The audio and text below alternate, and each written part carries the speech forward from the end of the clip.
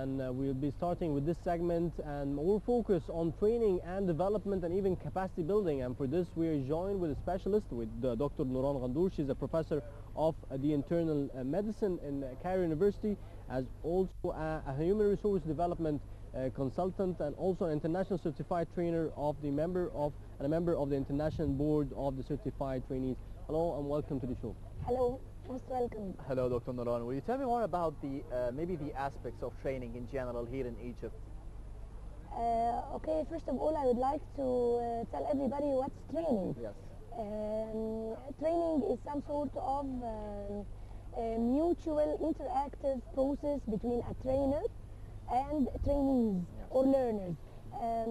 Training is very important because it fulfills certain objectives or certain roles.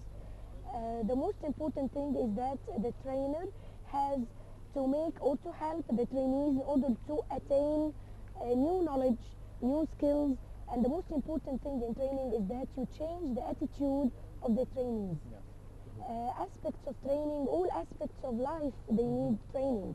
We can train in anything, in any aspect, if we like. So, Dr. Nouran, it's really impressive that you are having both sides of the story. You have the internal medicine and your focus, and at the same time consultancy and training aspect. So if we speak first, if you may give us some information about this diversity of knowledge that you're attaining today. Okay, my main work is a staff member in Cairo University Faculty of Medicine. Being a staff member, to teach students is part of your career, is part of your work. So teaching is a very small and simple part of training. For me or for myself, I like teaching. I like students. I like to deal with human resources. I like to deal with the personnel and their characteristics. I like to play and to tune the attitude of people in order to perform better, to act in a better way, to change their attitude. Because if we come to think about attitude, it's the most important thing in life. It's the way you act, the way you perform. So if I'm going to play, if I'm going to tune this, I'm going to tune many things in performance. For example, if you deal with students, it's not only you give them knowledge, no. You make them more skillful. They attain new skills. These skills opens many ways of life in front of them in the future. I like to deal with characters, with attitudes, and I think this is the most important aspect in life. Doctor, this is how you describe the job or the training in general. Will you tell me more about the needed attributes for a trainer in general to be good with people, to be good with the people whom he deals with every day? Yes, training needs certain skills. Yes. A trainer must have certain skills. One of the most important skills that a trainer must have is to have good communication skills. How I communicate with you. For example, I can 10 minutes to be talking with you and giving you knowledge and knowledge and knowledge, but there is miscommunication. The message doesn't reach you in the proper way. You don't understand what I tell you, or even you misunderstand it. You can understand it in a wrong way. So a trainer must have a very high communication skills. For example, if we come to communicate with each other, there are certain types of communication. We can communicate by words. Yes. This is what we call verbal communication. There are also another type of communication which is called the body language. What's body language? I use all my body language. I use my eye contact with you. I can use my hands to express certain things. My voice, the tone of the voice, the loud voice, the intensity, to be loud, to be low, to be soft, to be harsh. My movement within the training session, I cannot keep on standing in the same way. This is called communication. Also, a trainer must have a very good or a high presentation skills. I can present something. I like to teach you something, to make you learn a new thing. How can I present? This is also a skill which has to be very highly attained by a trainer. Yes. By my own or in my own point of view, there is a very important skill which is called the motivation skills.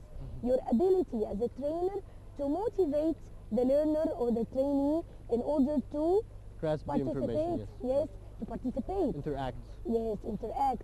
Because interaction of the trainer in the training session is the most important thing that makes him learn and facilitate the process of active learning. You mentioned a word that is mostly used now in the modern training techniques, which is facilitating. Yes. So most of the times trainers today are more or less facilitators more than being providing knowledge, and that's it. And we also spoke about the interactive training, which is tied to today's modern training. If you can speak a little bit about the sort of interactive training towards the audience and to get them, like you mentioned, motivated towards the Yes. training concepts. Interactive training is very important, because if I'm standing in a class and I have somebody in front of me and just saying a lecture or making words, this is one-way communication. One person is a sender and the other one is receiving, no interaction. You don't get a maximum benefit from training like this. So in order to get the maximum benefit of training, there must be an active interaction between both the trainer and the trainee. Okay, we have certain techniques. We use certain techniques in training which facilitates learning. For example, we have one technique which is called brainstorming.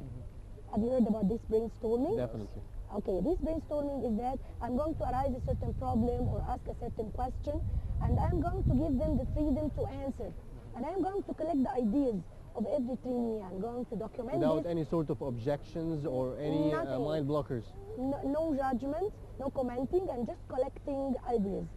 But they do think in groups, right? In We can brainstorming, make it or it's in just group. If we make individually? it in group, we use another technique, which is called the workshop. Yeah. A workshop, we are going to, the trainees, they are going to work in groups, and at the end there is going to be a presenter. So that's a different technique. Yes, this is another technique. This you are going to teach the learner how to work in a teamwork. And of course our life is full of teamwork.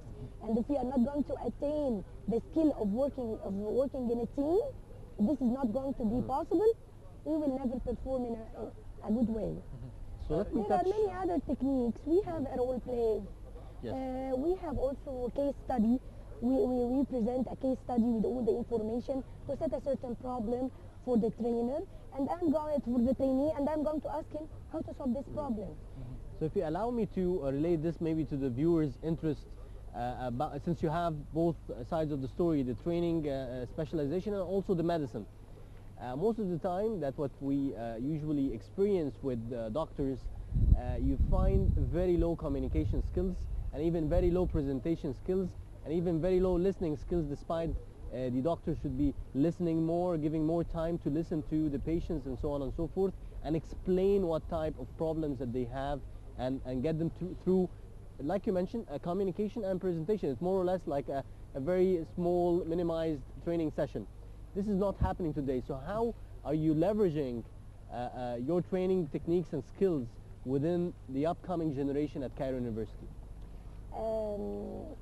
For myself, I like to develop myself.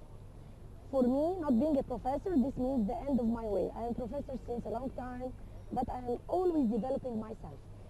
Communication is very important aspect in the work of all doctors, because I do communicate with patients. If I don't have this skill of communication with patients, there will be a problem, because it's not only hearing the patient. No, I have to interact and instructions. How to use the medicine properly, in the proper time, in the proper dose, in the proper way. How can he's going to ask me questions. How can I perceive these questions, and how can I present to him how to do, for example, lifestyle. A patient of hypertension, a patient of diabetes, he has to alter or change his lifestyle in order to control his blood pressure, or control his diet, to control his exercise, in order to gain from all this, in order to control his blood sugar or his blood pressure. So communication is an essential skill that a doctor must attain in order to be a successful doctor, in order that the patient gets the most benefit of this doctor. As you mentioned, now most of the doctors, they like to there move is fast. crowd, yes, the crowd in the clinic or in the hospital. He likes to finish quickly with the patient, so he doesn't give the patient enough time to express his questions or to express himself and to interact both with each And I other. think according to the protocol, it's more or less the session should be around 15 minutes. I don't want to be harsh to the doctors. But They don't have this For time. me, in my work, maybe more. It's according to the 50. case. Some cases, it's newly case diagnosed.